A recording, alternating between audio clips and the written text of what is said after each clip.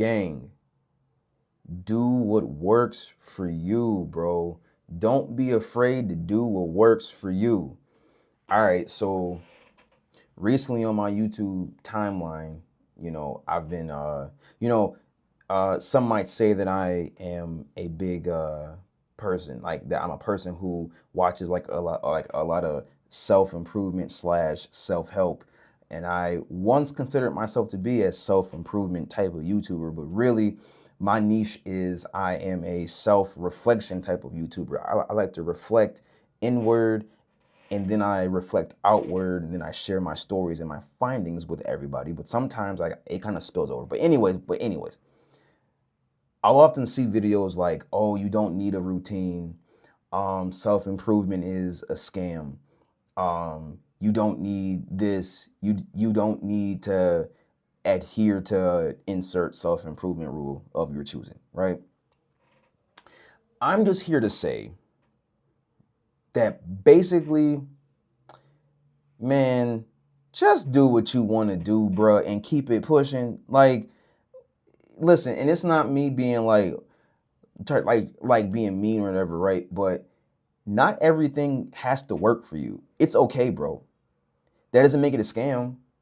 It just not everything has to work for you, and that's fine. Not everything has to work for anybody, right? Because here's the thing: goals never worked for me, but are goals a scam? I wouldn't call them a scam. I mean, I don't really agree with them, but I wouldn't call them a scam, right? So self-improvement isn't a scam in my opinion, really. Because see, like here's the thing, like without self-improvement, I wouldn't be talking to you on YouTube. I wouldn't be reading a book or books. I wouldn't have bought a bookshelf that I'm about to build after this whole video. Like, seriously, I self-improvement has helped me a lot in my journey as far as wanting to actually change for the better, wanting to read a book, wanting to journal more, write down my own thoughts, sitting with my own thoughts, all of that though. Like, for real, self-improvement, helped me a lot. But the thing is, like, my own interpretation of self-improvement is it's not this rigid thing that everybody makes it out to be. It's really not. All self-improvement is doing the things that you need to do in order to change. That is it.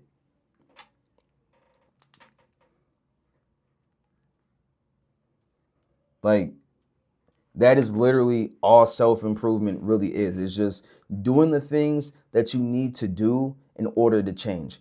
What does that look like? Okay, ask yourself this question. Do you need a routine or do you not need a routine? It's a simple question, but really ask yourself, do you need structure or do you not need structure? If you need structure, make you a system. If you don't need structure, then just don't do anything. Don't have structure. It's that simple. Like, I don't understand why self-improvement has to be this like set of like rigid, oh, you must do this to succeed rules. Um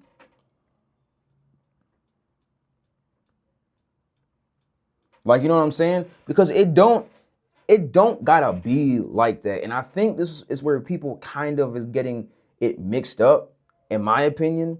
Because do I adhere to every self-help rule that there is? Like, no. Do I adhere to some of them? Yes. Okay, sure. I wake up at 5 o'clock in the morning anyway for work. So that's one thing. So I already kind of like do that, right? I already sit with my own thoughts for more than I should ever be wanting to or need to, because I like to live inside of my actual brain. So that's that. Do I read books? Sure. Like, you know what I'm saying? Do I adhere to every rule? No, and I don't really feel I really have to. Like, I do what works for me. Do what works for you. It's that simple. We don't like, I'm not saying, like, now listen, right? What I will say and what I will agree with is that I think people, it is cool to kind of see different opinions on my timeline, because not everything has to be black and white. It could be gray. Everything isn't black and white. It's just gray. Like, for example, right? For example, okay, so in the self-help like niche, right, you have a thing called stoicism, and that's like a big thing, right, that they all kind of like adhere to in some way, shape, form, or fashion. However, there is an opposite to that, which they don't talk about, which is Epicureanism. I didn't even know what that was until like a few days ago. I didn't know that Stoicism had an opposite. I had no idea. They wouldn't tell you that, but I'm telling you that. So I'm just saying, like, no, there's more than one option to do the same thing. Like, I swear, there's more than one option to do the same thing. Like, it's not rocket science.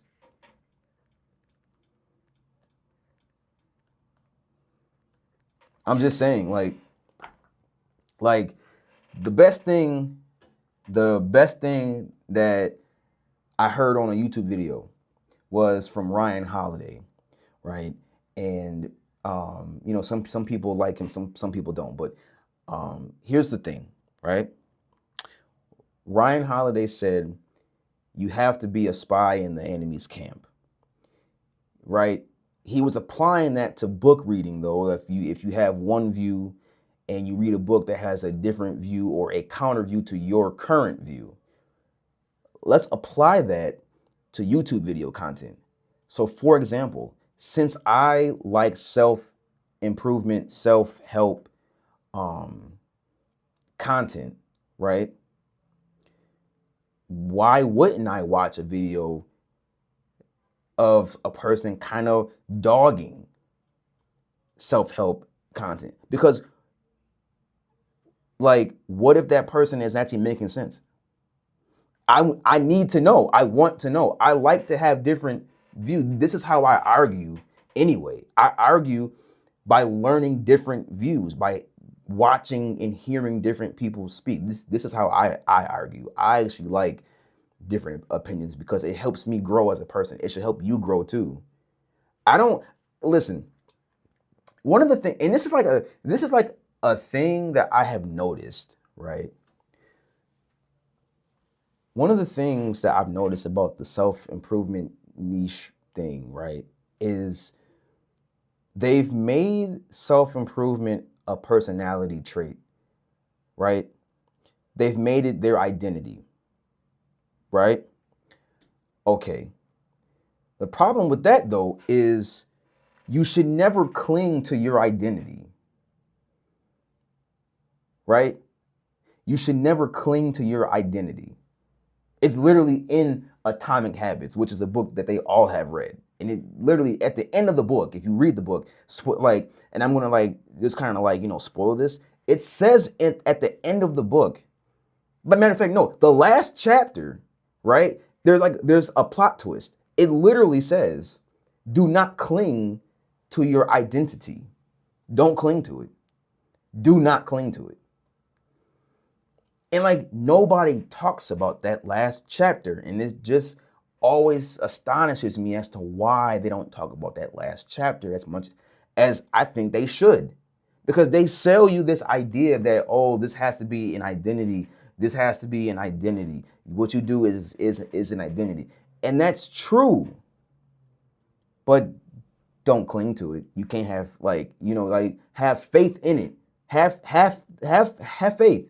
But don't cling to it, because at any point your identity can change. You might get a whole different perspective, a whole different world viewpoint, and it's changed. Like, okay. For example, right? I'm gonna tell you about my old identity, about my old things that, right? So before I changed myself, I was a person who I told myself that I wasn't ready to give up like food. Like, my thing was food and video games and like, whatever, right? I told myself, I was like, I'm not ready to give up cheesesteaks or pizza or chicken wings. I'm not ready to give anything up. right? Now at this point I was like 270, right? I was heavy, right? I lost weight though, but I lost a lot of weight. But anyways, so I was heavy, right? And that was my identity. I didn't want to give it up. I didn't want to give food up. Why would I give food up? I was comfortable. I was comfortable giving food up. I mean, I wasn't comfortable giving food up. I was comfortable. What? Let me. I was I was comfortable in relying on food that I found comforting, right? And I didn't want to change. That wasn't my identity. I identified as a person who ate fast food, who ate unhealthy, who didn't watch calorie counts, who didn't care.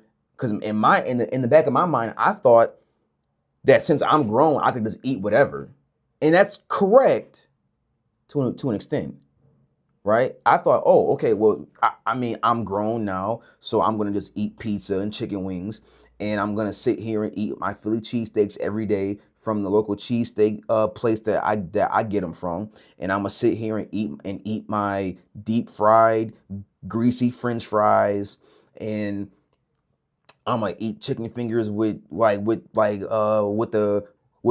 mild sauce on it. I was loving it. I didn't want to change. I didn't care to change. I didn't need to change in my mind. But what got me to change? Okay, I'll tell you. Looking at my bank statements. Do you know this one time, right? This is like kind of like what made me start to kind of get the ball rolling. It was a slow roll, but it got me to where I am now. This one time, right?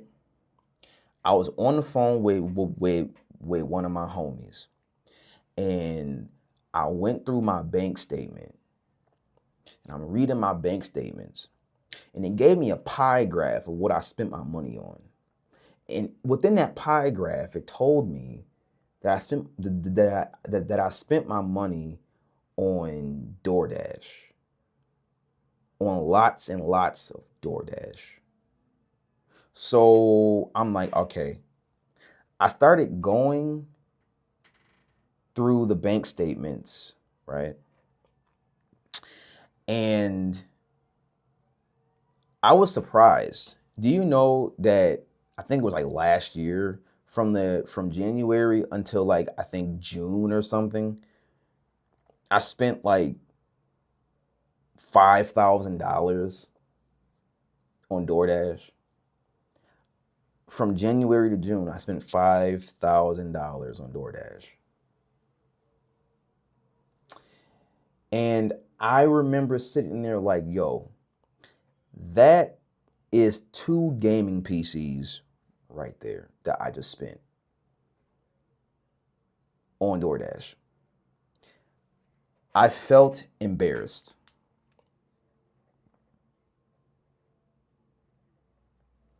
I felt embarrassed. I felt ashamed. There was shame there. I felt disappointed in myself because I knew it was wrong. Like right going broke. I used to go broke for DoorDash, bro. I used to literally spend my last on DoorDash food, bro. Like that overly expensive food. I used to literally spend my last dollar on DoorDash, bro. I'm not proud of it, but I'm saying like maybe this can help somebody. Don't do it. Cook at home, bro. Matter of fact, do me a favor. Whenever you want to order from DoorDash, bro, put that money that you were gonna spend on DoorDash, put that money in a savings account, put it in your bank, don't touch it. I swear, in the next 6 months, if you order DoorDash constantly, in the next 6 months, you're gonna have a pretty hefty chunk of change, and that's gonna feel way better than any food that you could possibly order from DoorDash. I swear to God. I swear to God.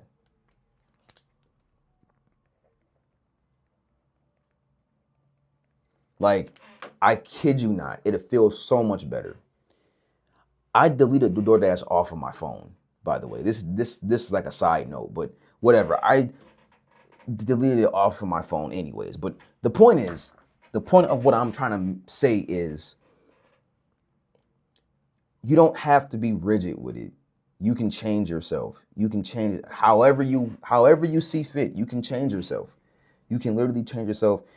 Self-improvement does not need to be rigid. It don't need to be rigid as we think it is. Self-improvement is for you to develop and grow as a person. If you don't want to wake up at 5 o'clock in the morning, cool.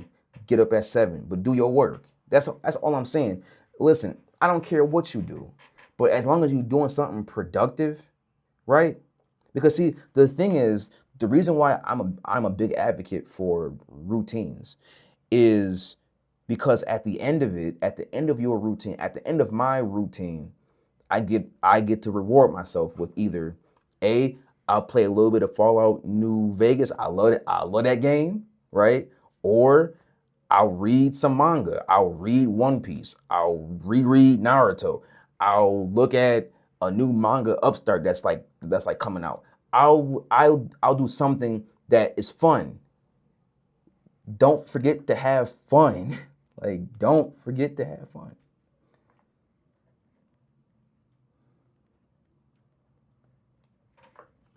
And that's the thing. Don't forget to have fun. Let me turn the page. Everything that I kind of wrote on my notes here, I already kind of said. But yeah, no, just it's simple. You don't gotta like. And listen, the thing about it is, whether you have structure or you don't have structure, just improve by 1%. That's all I ask. Whatever you decide to do, if you want to follow the rigid rules, of self-improvement, or you want to follow your own loosely based rules, or whatever you want to do, just improve by 1% each day and you'll get better. That's all I'm saying. Whatever. Just improve by 1%, get better at 1%. And because that 1% will compound and compound and compound and compound. And then eventually, if you do it, if you do it like every day, you'll be golden. You'll be not a brand new person or whatever, or maybe you will. Like, you'll be somebody who you can look at and be like, yo, I'm proud that I did that. I'm proud that I could sit here and I could really say that I did something that was worthwhile, that was for my benefit. I'm proud of me first, before the whole world can even, before you tell anybody, just say to yourself, yo, I'm proud of myself. Just say that. And that feels so good. It feels so good. It feels better than any self-help thing can do for you. It feels nice. So just keep that in mind. With that being said, this is the end of my video. If you got any value from this video, please give me the holy trinity of a like, comment, and subscribe, and I will see you on the next one. Peace.